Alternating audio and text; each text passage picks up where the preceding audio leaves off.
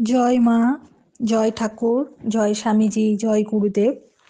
উদ্বোধন কার্যালয় থেকে প্রকাশিত স্বামী পরমানন্দ প্রতিদিনের চিন্তা ও প্রার্থনা এই বইটি থেকে বছরের প্রতিটি দিনই পাঠ করার চেষ্টা করব। আশা করি আপনাদের সকলের ভালো লাগবে।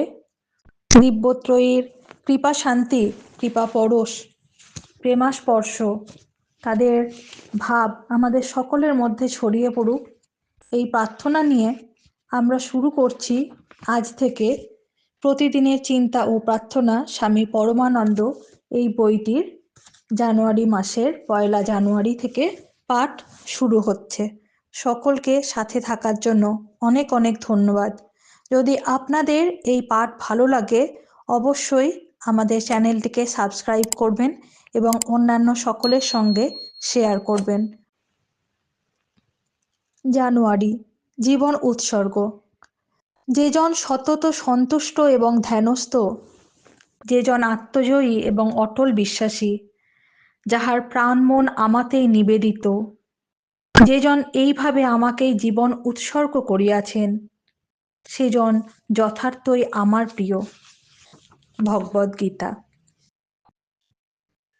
নিও না ওগো অপরাধ তুমি, যদিও মোর হস্তের দীনতা পারে না করিতে তোমার পূজা নিবেদন, তবুও হস্ত আমার তোমারই যে দান, হইয়াছে পুত এ যে তব পরশনে।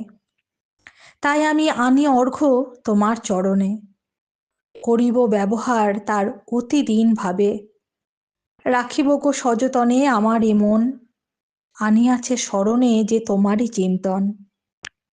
এ হৃদয়ও পাইবে আমার কাছে বিশেষ যতন, দিল সে যে আমারে গো তব দর্শন, সাজাইব এ জীবন আনন্দ মুকুটে, আনিল যে সে আমারে তব চরণের ঘাটে। 15 জানুয়ারি, দিনের প্রধান চিন্তা। আমাদের আধ্যাত্মিক চেতনা তখনই জাগ্রত হয় যখন আমরা এই জীবনকে এক অত্যুন্নত আদর্শের কাছে নিবেদন করি। মুখস্থ করা যায়, মম হৃদয় এ যে তব সিংহাসন, আহা এ হলো তোমারই কেবল, এ যে প্রেমে গড়া আর অবিমিশ্রিত ভক্তির আলোয়, আবৃত প্রেমের দেওয়ালে, গঠিত প্রেমের উপাদানে, সৃষ্টি হলো প্রেমেরই প্রেরণে। উপদেশ। শ্রী ভগবানের সঙ্গে যুক্ত হইয়া যখন আমরা জানিতে পাই আমাদের অন্তঃপ্রকৃতি কেমন, তখনই আমাদের পুনর্জীবন আরম্ভ হয়। যখন আমরা বুঝিতে পারি যে আমাদের ভিতরে এক দিব্য স্ফুলিঙ্গ রহিয়াছে, তখনই আমাদের সত্যিকার মঙ্গল হয়। সেই অগ্নিকণাকে যদি জ্বালাইতে চাই, তবে ইহার পথে যাহা কিছু বাধা আছে সে সকলকে সরাইতে হইবে, তবেই সেই শিখা আপন আলোতে উজ্জ্বল হইয়া জ্বলিবে। জীবনের স্থিতির জন্য এক নির্ভরযোগ্য ভিত্তি চাই। জ্ঞানীরা সত্যকে আশ্রয় করেন, এই কাজকেই তাহারা জীবনের প্রথম কর্তব্য বলিয়া মনে করেন। প্রার্থনা। তুমিই দিব্য সারবস্তু, তুমিই অসীম পুরুষ, এক এবং অদ্বিতীয়।